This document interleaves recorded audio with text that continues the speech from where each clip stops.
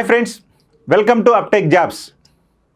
ఈ సెషన్లో మనం 2023-24 సంబంధించిన ఆర్థిక సర్వే, నిన్న లోక్సభలో ఆర్థిక మంత్రి ప్రవేశపెట్టినటువంటి ఆర్థిక సర్వే 2023-24 సంబంధించినటువంటి కొన్ని ప్రధానమైనటువంటి అంశాలు, దీనికి సంబంధించి మనం డీటెయిల్డ్గా మరలా ఒక వీడియో చేసుకుంటాం.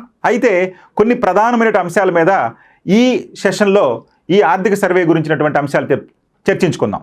ఈ ఆర్థిక సర్వే అంశాల గురించి చర్చించుకునే ముందు యథావిధిగానే మన అప్టెక్ జాబ్స్కి సంబంధించినటువంటి కోర్సుల వివరాల గురించి మీకు నేను బ్రీఫ్గా చెప్తాను. ఇందులో భాగంగా టీజీపీఎస్సీ గ్రూప్ 2, ఏపీపీఎస్సీ గ్రూప్ 2కి సంబంధించి మనకి ఫుల్ కోర్సులను అప్డేట్ చేయడం జరిగింది. వీటిని 6 నెలలుగా కాల వ్యవధి ఇవ్వటం జరిగింది. దీనికి సంబంధించి సెక్షన్ వైజ్గా టెస్టులు నిర్వహించడమే కాకుండా మీకు టాపిక్ వైజ్గా వీడియోలు ఇస్తూ ఆ వీడియోలను మళ్ళీ టాపిక్లను టెస్టులుగా పెట్టి ఆ టెస్టులను ఎక్స్ప్లెయిన్ చేయడం కూడా జరుగుతుంది. ఇలా మీకు పూర్తి సమగ్రంగా ఇప్పటి నుంచైనా సరే, అంటే కొత్తగా ఎవరైనా సరే ఇప్పటి నుంచి మన యాప్ తీసుకొని ప్రిపరేషన్ సాగించాలి అంటే ఈ యాప్లో మీకు సక్సెస్కి కావాల్సినటువంటి అన్ని ఫార్ములాలు ఇందులో ఉన్నాయి. కాబట్టి మీరు అటు గ్రూప్ 2 ఏపీపీఎస్సీ గ్రూప్ 2 మెయిన్స్ కావచ్చు, లేదా టీజీపీఎస్సీ గ్రూప్ 2 4 పేపర్లకు కావచ్చు, వీటన్నిటికి సంబంధించిన సమగ్రమైనటువంటి ఇన్ఫర్మేషన్ ఈ యొక్క కోర్సులో మీకు లభిస్తుంది. కాబట్టి కంటెంట్ ఉంటుంది, వీడియోలు ఉంటాయి, టెస్ట్ ఉంటుంది, ఆ టెస్ట్ ఎక్స్ప్లెయిన్ చేస్తాము. దీనితో పాటుగా మనకి మొత్తం సెక్షన్ వైజ్గా టెస్టులు, గ్రాండ్ టెస్టులు కూడా నిర్వహించడం జరుగుతుంది విత్ ఎక్స్ప్లెనేషన్ తోటి. ఈ విధంగా సెక్షన్ వైజ్గా టెస్టులు నిర్వహిస్తూ వాటిని ఎక్స్ప్లెయిన్ చేస్తూ అదేవిధంగా కోర్సు మొత్తం ఇస్తున్నటువంటి ఏకైక యాప్ మన అప్టెక్ జాబ్స్. ఇక ఆల్రెడీ కోచింగ్ తీసుకొని ఆల్రెడీ అనేక యాప్లు ప్రిపేర్ అయినటువంటి వారి కోసం మన అప్టెక్ జాబ్స్లో మరొక కోర్సుని అందుబాటులో తీసుకురావడం జరిగింది. అదే మనకి క్విక్ రివిజన్ అనేటువంటి యాప్.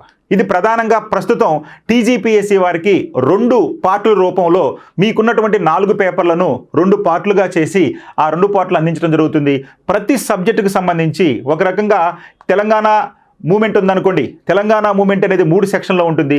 ఒక్కొక్క సెక్షన్ను దాదాపు 5 గంటల వ్యవధిలో పూర్తిగా విశ్లేషణ చేస్తూ మీకు ఈ యొక్క క్విక్ రివిజన్ అనే సోర్స్ని అందించడం జరుగుతుంది. కాబట్టి మీకు ప్రతిదీ కూడా ఇండియన్ పాలిటీ కావచ్చు, అదేవిధంగా ఇండియన్ సొసైటీ కావచ్చు, ఇక తెలంగాణ హిస్టరీ కావచ్చు, ఏదైనా సరే 5 నుంచి 6 గంటల వ్యవధిలో పూర్తి విశ్లేషణతోటి మీకు ఈ క్విక్ రివిజన్ అందిస్తూ జరుగుతుంది. ఇది ప్రధానంగా ఎవరి కోసం అయ్యా అంటే ఇప్పటికే కొన్ని సంవత్సరాల నుంచి చదువుతున్నటువంటి విద్యార్థుల కోసం, ఇప్పుడే ఫీల్డ్లోకి వచ్చిన వాడి కోసం పూర్తి కోర్సు, ఫుల్ కోర్సు ఉంటే ఎప్పటి నుంచో ప్రిపేర్ అవుతున్న వాళ్ళ కోసం మాత్రం ఈ యొక్క క్విక్ రివిజన్ అనే కోర్సు ఉంది. ఈ రెండింటిని మీరు ఉపయోగించుకొని మీరు మీ యొక్క గ్రూప్ 2 ఆశయాన్ని సాధించాలని కోరుకుంటూ ఇప్పుడు మనం ఆర్థిక సర్వే 2023-24 గురించి చూద్దాం. రైట్, ఇక ఆర్థిక సర్వే అంటే ఏంటి?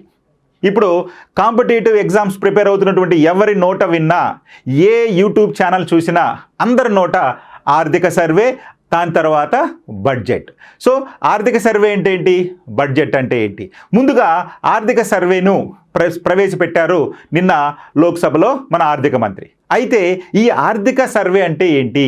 ఇది సర్వే అయితే 2023-24కు సంబంధించి మనం సాధించినటువంటి ప్రగతి ఈ ఆర్థిక సర్వేలో ఉంటే 2024-25కు సంబంధించి అంటే రాబోయే సంవత్సరాలకు సంబంధించి అంచనాలన్నీ కూడా బడ్జెట్లో ఉంటాయి. సో కాబట్టి బడ్జెట్ అంటే అంచనాలకు సంబంధించింది, ఆర్థిక సర్వే అంటే మనం సాధించినటువంటి ప్రగతికి సంబంధించింది.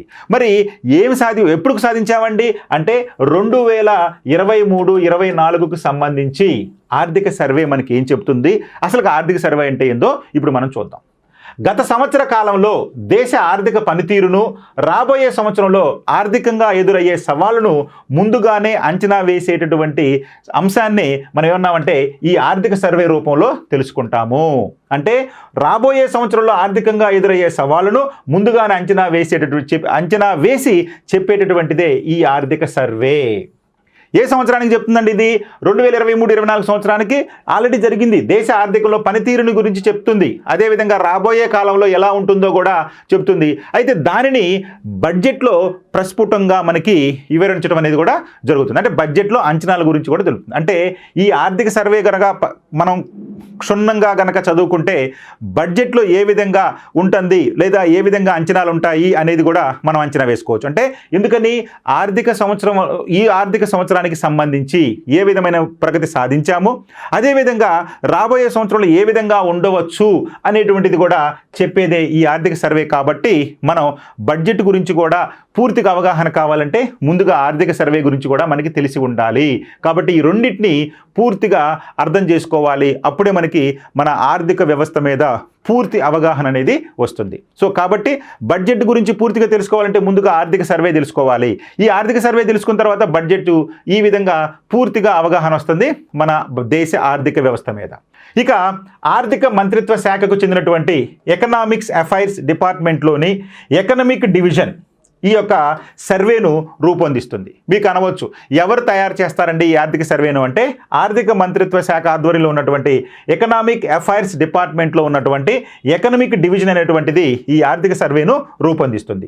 తొలుత దీనిని 1950-51 సంవత్సరం నుంచి ఆర్థిక సర్వేను బడ్జెట్తో పాటే ప్రవేశపెట్టేవారు. మొదట్లో 1950-51 నుండి మన దేశంలో ఈ ఆర్థిక సర్వేను బడ్జెట్తో పాటే ప్రవేశపెట్టేవారు. మరి ఇప్పుడు బడ్జెట్తో ప్రవేశపెడుతున్నారంటే లేదు, ఒక రోజు ముందుగానే ఈ యొక్క ఆర్థిక సర్వేను బడ్జెట్ కంటే ఒక రోజు ముందుగానే ఈ యొక్క ఆర్థిక సర్వేను ప్రవేశపెట్టడం అనేది జరుగుతుంది. సో కాబట్టి 1950-51 నుండి 1964 వరకు బడ్జెట్తో పాటే ఆర్థిక సర్వేను ప్రవేశపెట్టడం జరిగేది మన దేశంలో. అయితే ప్రస్తుతం అంటే 1964 నుండి బడ్జెట్ ప్రవేశపెట్టడానికి ఒక రోజు ముందే ఈ ఆర్థిక సర్వేను ప్రవేశపెట్టడం జరుగుతుంది. చూడండి, 1964 తర్వాత బడ్జెట్కు ఒక రోజు ముందు ప్రవేశపెట్టే సంప్రదాయం మొదలైంది ఈ మన దేశంలో. ఇక దేశ ఆర్థిక వ్యవస్థకు దిశానిర్దేశం చేసే ఆర్థిక సర్వే 2023-24ను కేంద్ర ఆర్థిక మంత్రి నిర్మలా సీతారామన్ గారు జూలై 22 అనగా నిన్న పార్లమెంట్లో ప్రవేశపెట్టడం అనేది జరిగింది. సో కాబట్టి ఈ విధంగా నిర్మలా సీతారామన్ గారు ఎప్పుడు ప్రవేశపెట్టారండి? జూలై 22న ప్రవేశపెట్టారు. దీని యొక్క ప్రాధాన్యత ఏంటండి? దేశ ఆర్థిక వ్యవస్థకు దిశానిర్దేశం చేసేటటువంటి అంశమే ఈ యొక్క ఆర్థిక సర్వే. మరి ఏ సంవత్సరానికి గాను? 23-24 సంవత్సరానికి గాను ప్రవేశపెట్టడం జరిగింది. ఈ సందర్భంగా రాబోయే బడ్జెట్లో ఈజ్ ఆఫ్ డూయింగ్ బిజినెస్ పై చాలా నిర్ణయాలు తీసుకున్నట్లు కూడా ఆర్థిక మంత్రి చెప్పారు. అంటే ఇవాళ ప్రవేశపెట్టేటువంటి బడ్జెట్ గురించి కూడా ఆమె కొంత నర్మగర్భంగా చెప్పడం జరిగింది. ఈజ్ ఆఫ్ డూయింగ్ బిజినెస్ పై చాలా నిర్ణయాలు తీసుకున్నట్లు ఆర్థిక మంత్రి ఈ సందర్భంగా అంటే ఈ ఆర్థిక సర్వే ప్రవేశపెట్టే సందర్భంగా మనకు పేర్కొనటం జరిగింది. ఇక కేంద్ర ముఖ్య ఆర్థిక సలహాదారు వి అనంత నాగేశ్వరన్ ఆధ్వర్యంలో ఈ యొక్క ఆర్థిక సర్వేను రూపొందించారు. అయితే ఆర్థిక సర్వేను రూపొందించే శాఖ గురించి చెప్పుకున్నాం, కానీ ఎవరు దానికి అధిపతిగా ఉంటారయ్యా అంటే ముఖ్య ఆర్థిక సలహాదారు అయినటువంటి వి అనంత నాగేశ్వరన్ ఆధ్వర్యంలో ఈ యొక్క ఆర్థిక సర్వే రూపొందించడం జరిగింది. ఇక కేంద్ర ఆర్థిక మంత్రి అయినటువంటి నిర్మలా సీతారామన్ గారు 24-25 ఆర్థిక సంవత్సరానికి గాను వాస్తవ జీడిపి 6.5 నుంచి 7% వరకు వృద్ధి చెందుతుందని అంచనా వేయటం జరిగింది. ఇది చాలా చాలా చాలా ఇంపార్టెంట్.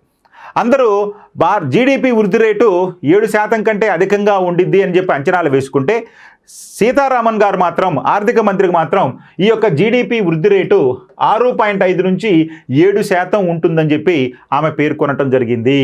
ఎందుకనంటే గత ఆర్థిక సంవత్సరంలో కేంద్ర ప్రభుత్వం 24-25లో భారతదేశ ఆర్థిక వృద్ధి 8.2%గా ఉంటుందని అంచనా వేసింది. కానీ వాస్తవానికి వచ్చేసరికి 6.5 నుంచి 7% వరకు ఉంటుందని చెప్పి కూడా పేర్కొనడం జరిగింది. ఇక 23-24లో సాధించినటువంటి 8.2% వృద్ధి రేటు కన్నా 24-25లో వృద్ధి రేటు అంచనా తక్కువగా ఉంది. దీనికి గల కారణం ఏంటయ్యా అంటే ప్రైవేట్ పెట్టుబడుల్లో వృద్ధి నెమ్మదించటం. అంటే ప్రైవేట్ పెట్టుబడిదారులు పెట్టుబడులు పెట్టడం అనేది కొంచెం నెమ్మదించటం, వాతావరణ పోకడలపై అనిశ్చితి అంటే వాతావరణం సరిగా లేకపోవటం, అంటే సక్రమైనటువంటి సకాలంలో వర్షాలు రాకపోవటం, అదేవిధంగా పంటలను సకాలంలో వేయటంతో దేశ ఆర్థిక వ్యవస్థపై దాని ప్రభావాన్ని ముందుగానే అంచనా వేయటం జరిగింది. సో ఈ విధంగా ప్రైవేట్ పెట్టుబడులు తగ్గటం, వ్యవసాయానికి సంబంధించినటువంటి అనుకూలమైనటువంటి వాతావరణం ప్రస్తుతం లేకపోవడంతో రాబోయే సంవత్సరంలో ఈ యొక్క వృద్ధి రేటు తగ్గే అవకాశం ఉందని, దీనివల్లనే మనకి ఈ యొక్క 6.5 నుంచి 7% వరకు వృద్ధి రేటు ఉండొచ్చు అని చెప్పి అంచనాలు వేయటం జరిగింది. సో వాతావరణ పోకడలపై అనిశ్చితి వంటి కారణాల వల్ల ఇలా లెక్క కట్టినట్లు సర్వే పేర్కొంది. అర్థమైందండి? ఇక మనం ఇక్కడ చూస్తే ఈ డయాగ్రామ్లో చూడండి, మనకి 2024-25లో జీడిపి వృద్ధి రేటు ఎంత అంచనా వేసుకున్నారండి? 6.5 నుంచి 7% వరకు అంచనా వేయడం జరిగింది. ఇక్కడ మనకి 3 రకాలైనటువంటి అంశాలు మనం దృష్టిలో పెట్టుకోవాలి. 1 వాస్తవ విలువలు, 2 సవరించిన విలువలు, 3 ముందస్తు అంచనాలు, 4 అంచనాలు. ఈ విధంగా 4 రకాలుగా ఈ యొక్క గణాంకాలు అనేవి వెలువరించడం అనేది జరుగుతుంది. ఇక్కడ మనకి చూడండి, ఈ డయాగ్రామ్లో మనకి 5 సంవత్సరాలకు సంబంధించినటువంటి డేటా ఇవ్వటం జరిగింది. ఈ 5 సంవత్సరాలకు సంబంధించి జీడిపి వృద్ధి రేటు అంశాలను ఇవ్వటం జరిగింది. మరి ఈ 5 రకాలైన అంశాలలో ఇందాక ఇప్పుడు మనం చెప్పుకున్నాం కదా, ఏంటండి? 1 సవరించిన అంచనా, 2 ప్రాథమిక అంచనా, 3 అంచనా, 4 వాస్తవ వృద్ధి. ఇట్లా మనకి 4 రకాలైనటువంటి అంశాలు ఉన్నాయి. మరి ఈ 4 రకాల అంశాల్లో 2024-25 అనేది ఏంటంటే అంచనా మాత్రమే. ఇక్కడ సవరించటాలు లేదు, ముందస్తు లేదు, వాస్తవం లేదు. అంచనా ఎంత ఉందయ్యా 24-25లో జీడిపి వృద్ధి రేటు ఎంత ఉండొచ్చు అంటున్నారంటే 6.5 నుంచి 7% వరకు ఉండొచ్చు అని చెప్పి పేర్కొనడం జరిగింది. అదే 23-24 తీసుకుంటే 8.2% వృద్ధి రేటు నమోదైందని చెప్పారు. ఇదేంటయ్యా అంటే ప్రాథమిక అంచనాకు వచ్చారు. మరి ప్రాథమిక అంచనా కంటే ముందుగా అంటే 22-23లో, అంటే చూడండి 22-23లో జీడిపి వృద్ధి రేటు ఎంత అనుకున్నారండి? 7% అనుకున్నారు. అదేంటయ్యా అంటే సవరించిన అంచనా. మనకి ఎలా ఉంటుందంటే ఎనిక్కిపోవాలి. ఇప్పుడు బడ్జెట్ ప్రవేశపెడుతున్నారు, ఈరోజు బడ్జెట్ ప్రవేశపెడుతూ ఏం చెప్పారయ్యా అంటే 24-25 సంవత్సరంలో జీడిపి వృద్ధి రేటు మనకి 6.5 నుంచి 7% వరకు ఉండవచ్చు అని చెప్పి పేర్కొనడం జరిగింది. ఇదేంటయ్యా అంటే అంచనా మాత్రమే. మరి ఈ అంచనాను నెక్స్ట్ ఇయర్ వచ్చే సంవత్సరం వచ్చేసరికి ఏం చేస్తారు అంటే దానిని ప్రాథమిక అంచనా, అంటే కొంత డేటా అనేది అప్పటికి ఆ బడ్జెట్ ప్రవేశపెట్టే నాటికి లాస్ట్ ఇయర్ బడ్జెట్కి సంబంధించినటువంటి కొంత వాస్తవ మనకి గణాంకాలు అనేవి వస్తాయి కాబట్టి దాన్ని ఒక ప్రాథమిక అంచనా అంటారు. అదే ఇంకా ముందు సంవత్సరంకి వెళ్ళామనుకోండి, అప్పుడేం చేస్తారయ్యా అంటే దాన్ని సవరిస్తారు. మనము 6.5 నుంచి 7% వరకు వృద్ధి సాధించవచ్చు అనుకున్నాం కదా, వాస్తవానికి ఇలాంటి పరిస్థితులు జరిగినాయి కాబట్టి ఇంత వృద్ధి జరిగింది అంటారు. అప్పుడు ఏమన్నారు? దాన్ని సవరించిన అంచనా అంటారు. ఇక తర్వాత 2 సంవత్సరాల తర్వాత ఏమైందంటే అప్పటికి డేటా పూర్తిగా వస్తుంది. 2024-25లో ఇంత వృద్ధి సాధించారు. ఎప్పుడు చెప్పుకుంటారు అది? 2027-28 ఆర్థిక సంవత్సరాల్లో ఈ 2024-25 సంవత్సరం నుంచి అప్పుడు మనం అట్లా అనుకున్నాము, అంచనా వేశాము, ఆ తర్వాత దాన్ని సవరించాము, కానీ వాస్తవంగా ఎంత జరిగిందని చెప్పి అంటారు. అంటే ప్రస్తుతం ఈ 2021-22 పరిస్థితి. 2021-22లో జీడిపి వృద్ధి రేటు 9.7% వచ్చింది. ఇది వాస్తవంగా సాధించినటువంటి ప్రగతి.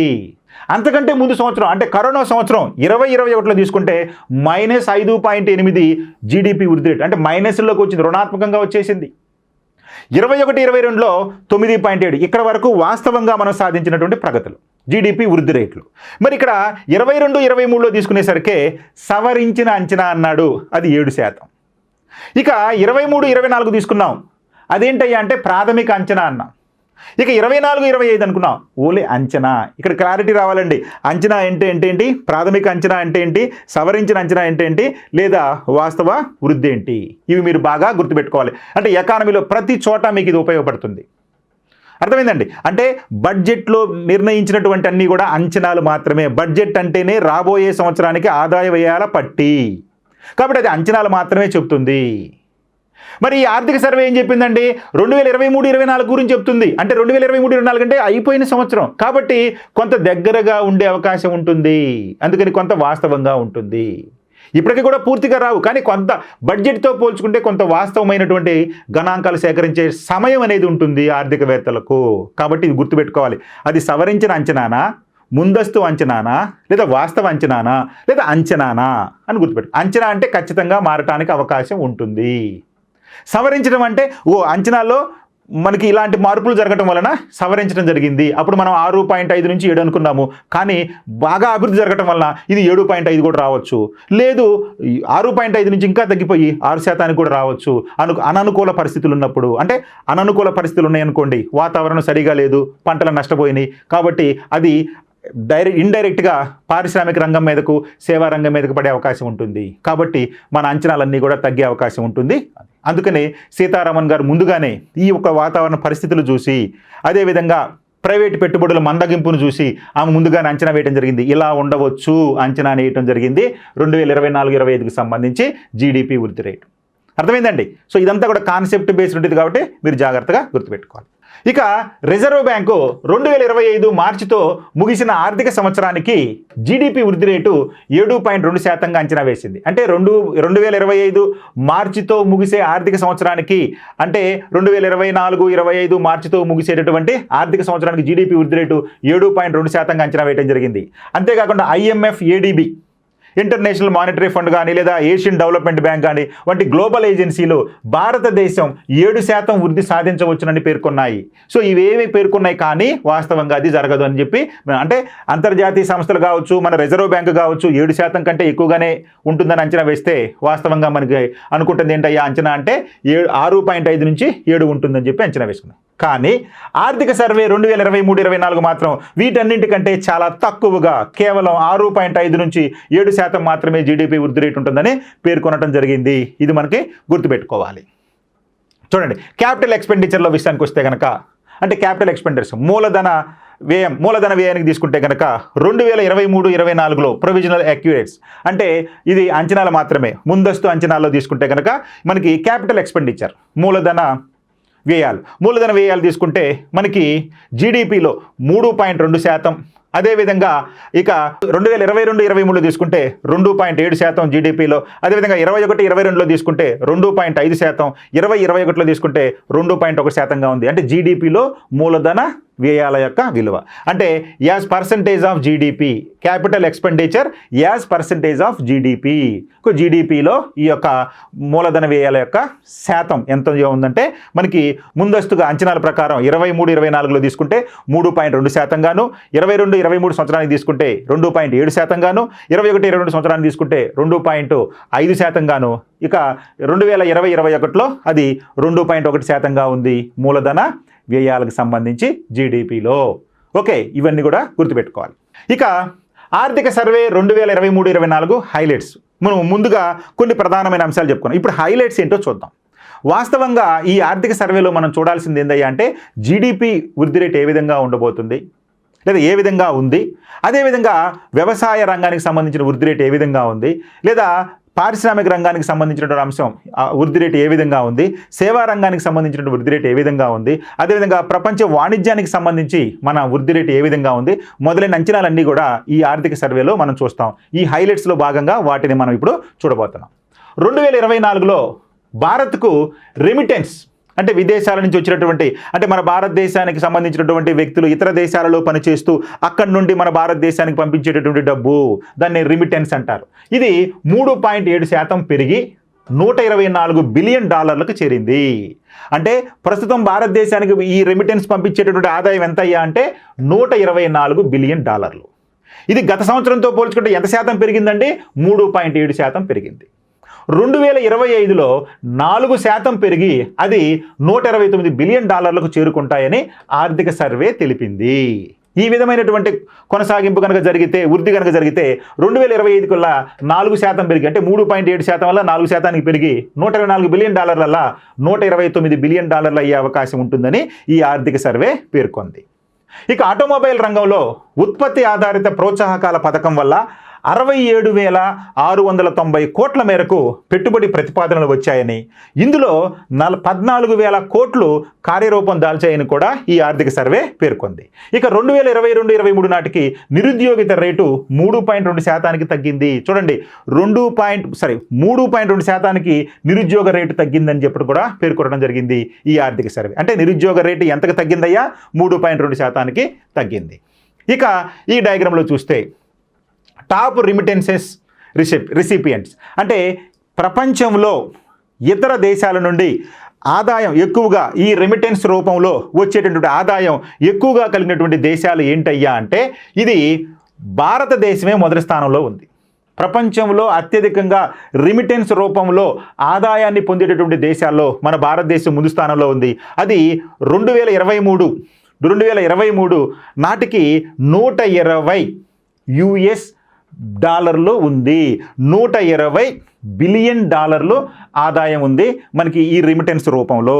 సో మన భారతదేశానికి ఈ రిమిటెన్స్ రూపంలో ఎంత ఆదాయం ఉందయ్యా అంటే 120 US బిలియన్ డాలర్స్ 120 బిలియన్ డాలర్ల ఆదాయం ఉంది రిమిటెన్స్ రూపంలో మన భారతదేశానికి. భారతదేశం తర్వాత అత్యధికంగా రిమిటెన్స్ ఆదాయం ఉన్నటువంటి దేశం ఏదయ్యా అంటే మెక్సికో. ఈ దేశానికి కేవలం 66 అమెరికన్ బిలియన్ డాలర్లు ఉంది. ఆ తర్వాత 3వ స్థానంలో చైనా. చూడండి చైనా మనకంటే చాలా తక్కువగా ఉంది.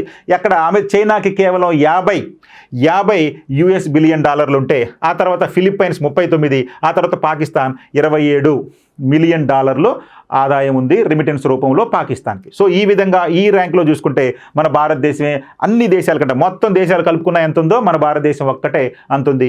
మొదటి 5 దేశాల యొక్క గణాంకాలు. ఓకే, ఇక భారతదేశంలో 2013-14 నాటికి 29.7% ఉన్న పేదరికం 2022-23 నాటికి 11.2% తగ్గింది. పేదరిక శాతం కూడా తగ్గింది. నిరుద్యోగ శాతం 3.2% తగ్గితే పేదరికం వచ్చేసి 2013-14 నాటికి 29.7% ఉంటే అది 2022-23 నాటికి వచ్చేసరికి 11.28% తగ్గింది. గడిచిన 9 ఏళ్లలో ఉత్తరప్రదేశ్ రాష్ట్రంలో 5.94 కోట్ల మంది పేదరికం నుంచి బయటపడ్డారు. అత్యధిక సంఖ్యలో పేదరికం నుంచి బయటపడింది ఉత్తరప్రదేశ్లో. ఎంతండి? 5.94 కోట్ల మంది పేదరికం నుంచి బయటపడ్డారు ఈ ఒక్క ఉత్తరప్రదేశ్ రాష్ట్రంలో. ఇక భారతదేశంలో రిటైల్ ద్రవ్యోల్బణం 2023-24 ఆర్థిక సంవత్సరంలో 5.4% తగ్గింది. రిటైల్ ద్రవ్యోల్బణం ఎంత తగ్గిందయ్యా అంటే 5.4% తగ్గింది. ఇక విద్యుత్ వినియోగం ఆర్థిక సంవత్సరం 24లో 6.7% పెరిగింది. విద్యుత్ వినియోగం 6.7% పెరిగింది. ఇక ఆహార ధాన్యాల ఉత్పత్తి 2023-24లో 328.9 మిలియన్ టన్నులకు పెరిగింది. ఆహార ధాన్యాల ఉత్పత్తి భారతదేశంలో ఆహార ధాన్యాల ఉత్పత్తి 2023-24 నాటికి 328.9 మిలియన్ టన్నులకు చేరింది. ఆహార ధాన్యాల ఉత్పత్తి. చూడండి food grain production in million tons ఏంటో చూడండి ఆర్థిక సర్వే ప్రకారం 2023-24లో ఎంతయ్యా 328.9 మిలియన్ టన్నులు. ఇది ఇంక్లూడ్స్ సెరల్స్ అండ్ పల్సెస్ కలుపుకొని, అంటే మొత్తం ఆహార ధాన్యాలు అంటే గింజ ధాన్యాలు, పప్పు ధాన్యాలు ఇవన్నీ కలుపుకొని ఇక్కడ గుర్తుపెట్టుకోవాలి. ఫుడ్ గ్రెయిన్స్ ఒక్కటే కాదు, అంటే ఆహార ధాన్యాల ఉత్పత్తి. ఆహార ధాన్యాల్లో వరి, గోధుమ వంటి పంటలతో పాటు గింజ ధాన్యాలు జొన్న, మొక్కజొన్న వాటితో పాటు పప్పు ధాన్యాలు కూడా అన్నీ కలుపుకుంటే 2023-24కి 328.9 మిలియన్ టన్నుల ఆహార ధాన్యాల ఉత్పత్తి. మరి గత సంవత్సరాలు ఎంత ఉండేదండి? 22-23 ఎలా ఉండేదండి? 329.7. చూడండి ఇక్కడ చూస్తే అంటే గత సంవత్సరం కంటే ఈ సంవత్సరం తగ్గింది. అంటే 2022-23 ఆర్థిక సంవత్సరంలో ఆహార ధాన్యాల ఉత్పత్తి 329.7 మిలియన్ టన్నులు ఉంటే అది 23-24 వచ్చేసరికి 328.9 మిలియన్ టన్నులకి. అంటే చెప్పుకున్నాం ఇందాక, అంటే వాతావరణ అనుకూల ప్రభావం ఉండటం వలన ఆహార ధాన్యాల ఉత్పత్తి తగ్గింది.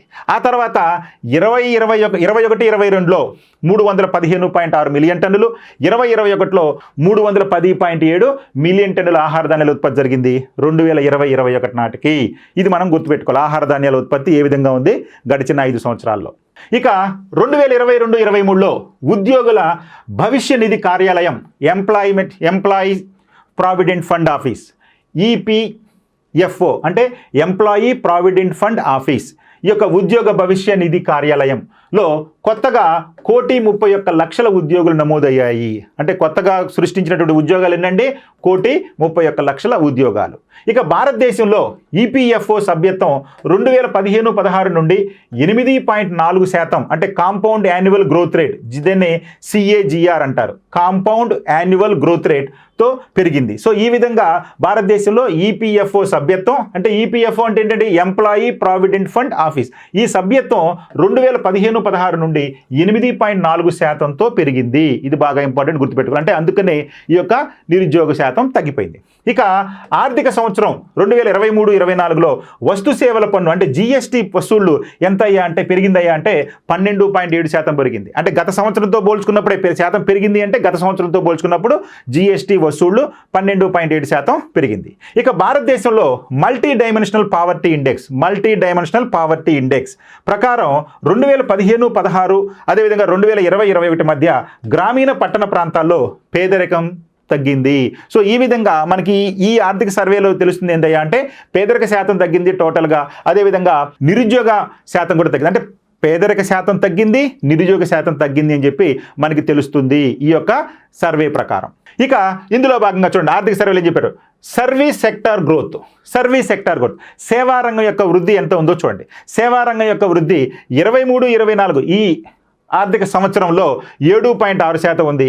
22-23 సంవత్సరంలో 10% ఉంది. అదేవిధంగా 2021లో 9.2% ఉంది. 2021లో మైనస్లో తయారైంది, -8.4% వృద్ధి రేటు ఉంది 2021. కారణం ఏంటయ్యా అంటే కోవిడ్ సంవత్సరం కాబట్టి. సో ఈ విధంగా గ్రోత్ రేట్ అంటే జీడిపిలో అంటే మన గ్రాస్ డొమెస్టిక్ ప్రొడక్షన్ సేవా రంగం యొక్క వృద్ధి రేటు ఏ విధంగా ఉందయ్యా అంటే 23-24లోనేమో 7.6% వృద్ధి రేటు నమోదైతే, అదేవిధంగా 22-23లో అత్యధికంగా 10% వృద్ధి రేటు నమోదైంది. 21-22లో 9.2% నమోదైతే, కోవిడ్ సంవత్సరంలో 2021లో -8.4% ఈ యొక్క సేవారంగం వృద్ధి రేటు ఉంది జీడిపిలో.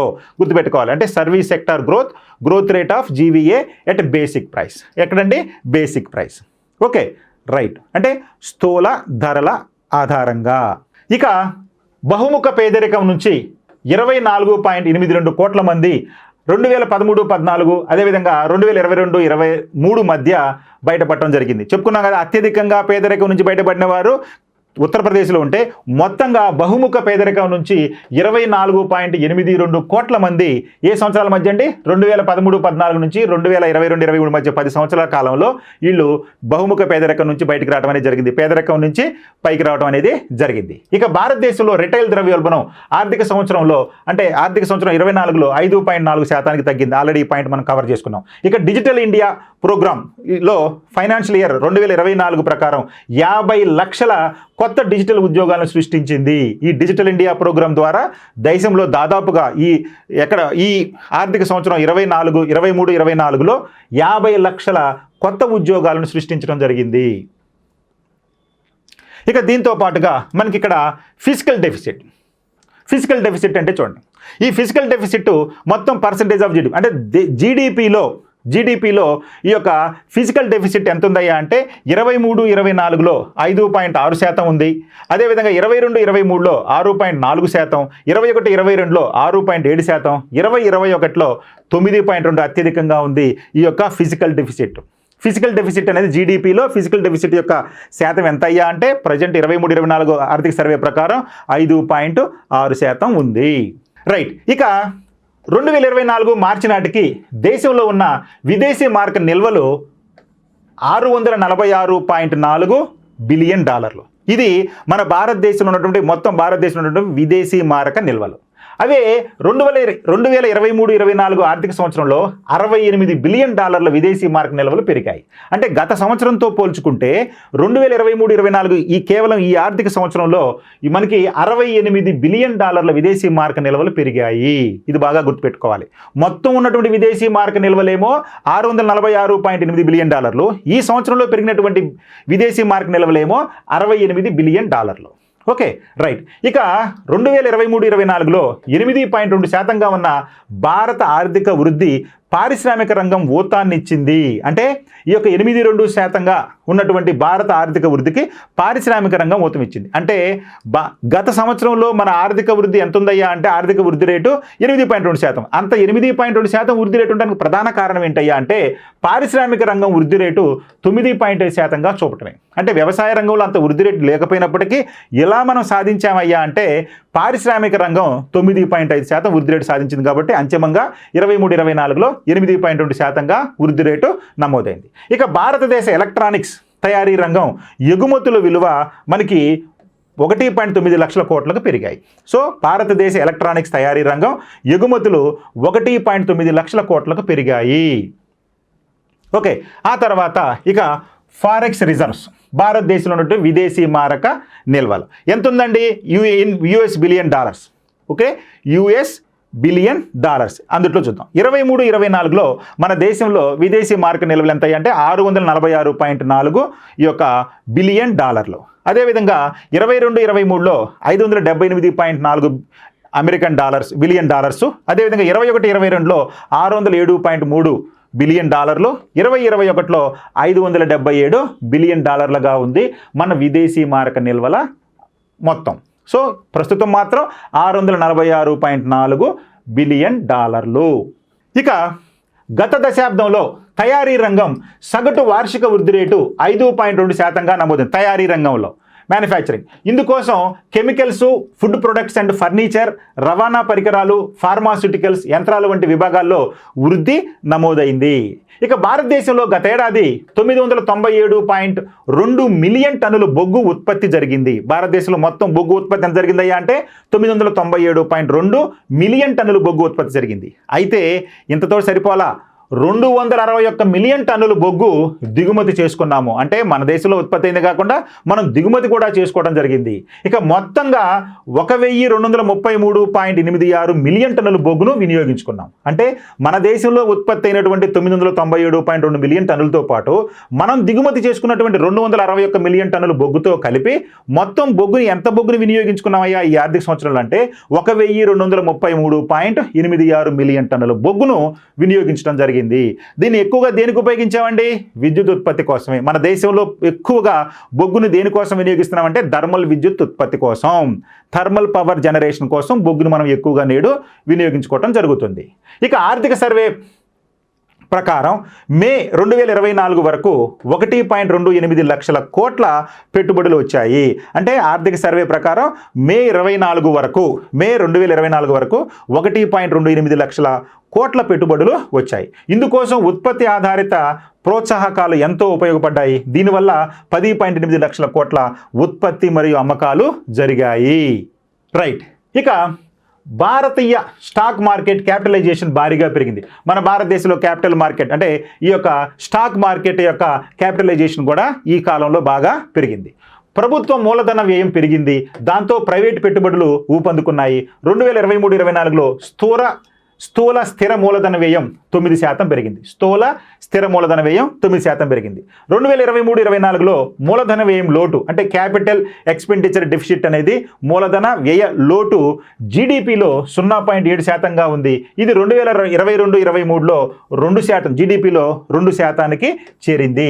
సో ఈ విధంగా 2023-24లో మూలధన వ్యయ లోటు మనకి జీడిపిలో 0.7%గా ఉంటే అది 2022-23లో ఇది జీడిపిలో 2%గా ఉండేది. ఇక్కడ పెరిగింది కాదండి, చేరింది కాదు, శాతానికి ఉండేది. అంటే 2%గా ఉన్నటువంటి ఈ యొక్క క్యాపిటల్ ఎక్స్పెండిచర్ డెఫిసిట్ ప్రస్తుతం 0.7%కి ఉంది.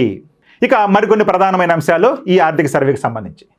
ప్రపంచ బ్యాంకు యొక్క లాజిస్టిక్స్ పనితీరు సూచికలో భారతదేశం యొక్క ర్యాంకు 6 స్థానాలు మెరుగుపడి 139 దేశాలలో 2018లో 44వ స్థానంలో ఉంటే అది 2023కి వచ్చేసరికి 38వ స్థానానికి చేరింది. సో కాబట్టి ప్రపంచ బ్యాంక్ యొక్క లాజిస్టిక్ పనితీరు సూచికలో మనం ఈ 6 స్థానాలు మెరుగుపడటం జరిగింది. ఎందుకని మనకి 2018లో 44వ స్థానంలో ఉంటే 2023కి వచ్చేసరికి 38వ స్థానంలోకి వచ్చాం. మొత్తం ఎన్ని దేశాలండి? 139 దేశాల్లో మనం 38 స్థానంలో ఉన్నాము ఈ లాజిస్టిక్ పనితీరు సూచికలో. ఇక వస్తు సేవల ప్రపంచ ఎగుమతుల్లో భారత్ మార్కెట్ వాటాను, అంటే వస్తు సేవల ప్రపంచ ఎగుమతుల్లో మన భారతదేశం మార్కెట్ వాటాను ప్రపంచ వస్తువుల ఎగుమతులలో అంటే ఆర్థిక సంవత్సరం 24కు సగటున 1.8%గా ఉంది. అంటే ప్రపంచ వస్తు సేవల ఎగుమతుల్లో భారత్ మార్కెట్ వాటా 24వ ఆర్థిక సంవత్సరంలో 1.8%గా ఉంది. ఇక భారతదేశ సేవలు ఎగుమతుల్లో ఆర్థిక సంవత్సరం 24లో 4.9% వృద్ధితోటి $341.1 బిలియన్ చేరుకున్నాయి. ఎక్కువగా ఐటీ మరియు సాఫ్ట్వేర్ సేవలు మరియు ఇతర వ్యాపార సేవల ద్వారా నడపబడుతుంది. సో ఈ విధంగా మన భారతదేశంలో సేవల ఎగుమతులు, ఏ సేవల ఎగుమతులు అండి? ఐటీ మరియు సాఫ్ట్వేర్ సేవలు ఎక్కువగా ఉంది. ఓకేనా?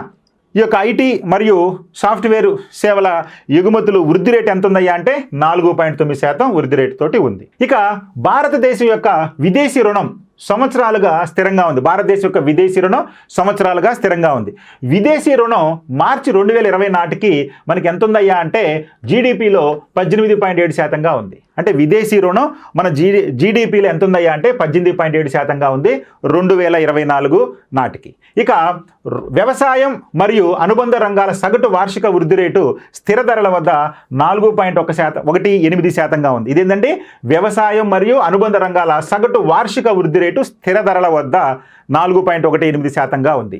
వ్యవసాయ ఆదాయాన్ని మెరుగుపరచడానికి కేంద్ర ప్రభుత్వం పంపిణీ చేయబడిన మొత్తం రుణాలు జనవరి 31, 2024 నాటికి 22.84 లక్షల కోట్లు. అంటే వ్యవసాయ రంగంలో అభివృద్ధి సాధించడం కోసం మన కేంద్ర ప్రభుత్వం పెట్టినటువంటి పెట్టుబడులు వ్యవసాయంలో ఎంత అయ్యా అంటే 22.84 లక్షల కోట్లు. జనవరి 31, 2024 నాటికి బ్యాంకుల పరిమితితో కూడినటువంటి 7.5 కోట్ల కిసాన్ క్రెడిట్ కార్డులను జారీ చేయడం జరిగింది. మొత్తం ఈ కిసాన్ క్రెడిట్ కార్డు ఇచ్చినటువంటి మొత్తం ఎంత అయ్యా అంటే 9.4 లక్షల కోట్లు. అంటే కిసాన్ క్రెడిట్ కార్డుల ద్వారా 9.4 లక్షల కోట్ల విలువైనటువంటి ఈ యొక్క ఆర్థిక సహాయాన్ని చేయడం జరిగింది ఈ యొక్క బ్యాంకులు. ఇక దేశంలో 90 లక్షల హెక్టార్ల విస్తీర్ణంలో మైక్రో ఇరిగేషన్ అంటే సూక్ష్మ సేద్యం అంటారు కదా. సో దేశంలో 90 లక్షల హెక్టార్ల విస్తీర్ణం మైక్రో ఇరిగేషన్ కింద ఉంది. అంటే మైక్రో ఇరిగేషన్ ఇటీవల కాలంలో ఈ మైక్రో ఇరిగేషన్ కూడా బాగా పెరుగుతూ ఉంది. ఎందుకయ్యా అంటే నీటి లభ్యత తగ్గుతూ ఉన్నప్పుడు ఈ మైక్రో ఇరిగేషన్ ఎక్కువగా ప్రోత్సహించడం అనేది జరుగుతుంది. అంటే సూక్ష్మ సేద్యం అంటారు. సో సూక్ష్మ సేద్యం కింద 90 లక్షల హెక్టార్ల విస్తీర్ణం ఉంది. ఇక 2015-16 నుండి 2023-24 వరకు పర్ డ్రాప్ మోర్ క్రాప్ అనేటువంటి ఈ యొక్క పథకాన్ని కేంద్ర ప్రభుత్వం ప్రవేశపెట్టడం జరిగింది. ఇది వ్యవసాయ పరిశోధనలో పెట్టుబడి పెట్టినటువంటి ప్రతి రూపాయికి 13.85 రూపాయలు సంపాదించడం అనేది జరుగుతుంది. అంటే వ్యవసాయ పరిశోధన కోసం చేసినటువంటి ప్రతి రూపాయలు కూడా 13.86 రూపాయలని ఆర్జించడం అనేది జరుగుతుంది. ఇది చాలా అభిలషణీయమైనటువంటి అంశం. So per drop more crop అనేది చాలా ఇంపార్టెంట్ పథకం కేంద్ర ప్రభుత్వం ప్రవేశపెట్టింది. ఇక భారతదేశం యొక్క ఔషధ మార్కెట్ విలువ ఆధారంగా అమెరికన్ డాలర్స్ $50 బిలియన్ ప్రపంచంలో 3వ అతిపెద్ద దేశంగా ఉంది. సో ప్రపంచంలో అత్యధికంగా ఔషధాలను ఎగుమతి చేసే దేశాల్లో మనం 3వ స్థానంలో ఉన్నాము. మన మార్కెట్ విలువ $50 బిలియన్. ఇక భారతదేశం ప్రపంచంలోని 2వ అతిపెద్ద దుస్తులు తయారీదారు. అంటే వస్త్రాల ఉత్పత్తిలో మనం 2వ అతిపెద్ద వస్త్రాల ఉత్పత్తిదారుగా ఉన్నాము. మొదటి స్థానంలో చైనా ఉంటే మనం 2వ స్థానంలో ఉన్నాము. అదేవిధంగా దుస్తులు ఎగుమతి చేసే దేశాలలో మొదటి 5 దేశాల్లో మనం ఉన్నాము. అంటే దుస్తులు అత్యధికంగా ఎగుమతి చేసేల్లో మొదటి 5 దేశాల్లో మనం ఉన్నాము.